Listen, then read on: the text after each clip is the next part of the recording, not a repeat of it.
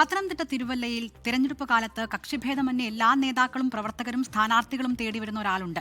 CPMന്റെ മുൻ branch secretary വിപിനെ കുറിച്ചാണ് പറഞ്ഞു വരുന്നത്. എല്ലാവർക്കും ആവശ്യം ഇദ്ദേഹത്തിന്റെ ശബ്ദമാണ്. അത്രയ്ക്ക് ഡിമാൻഡാണ് ഈ തെരഞ്ഞെടുപ്പ് കാലത്ത് ആ ശബ്ദത്തിന്. വിപിൻ കാർത്തിക്കിന്റെ ശബ്ദത്തിലൂടെയാണ് തിരുവല്ല, മാവേലിക്കര, ചെങ്ങന്നൂർ മണ്ഡലങ്ങളിലെ ഒട്ടുമിക്ക സ്ഥാനാർത്ഥികളും വോട്ട് തേടുന്നത്.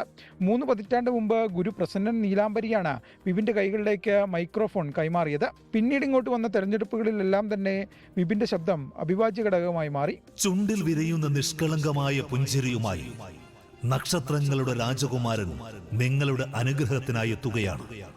ചെന്നിത്തല തൃപ്പരന്തര ഗ്രാമപഞ്ചായത്ത്. കഴിഞ്ഞ 3 പതിറ്റാണ്ടായി ഈ മേഖലയിൽ പ്രവർത്തിക്കുന്ന വിപിൻ എല്ലാ രാഷ്ട്രീയ പാർട്ടികൾക്കും വേണ്ടി ശബ്ദം നൽകാറുണ്ട്. ആദ്യകാലങ്ങളിൽ വാഹനങ്ങളിൽ യാത്ര ചെയ്തായിരുന്നു വോട്ട് അഭ്യർത്ഥിച്ചിരുന്നത്. കാലം പുരോഗമിക്കവേ റെക്കോർഡിംഗ് മേഖലയിലേക്ക് വോട്ടഭ്യർത്ഥന വഴിമാറി. കമ്പ്യൂട്ടർ യുഗം വന്നതോടെ അനൗൺസ്മെന്റ് സംബന്ധിച്ച ജോലികൾ സ്റ്റുഡിയോയിലേക്കായി.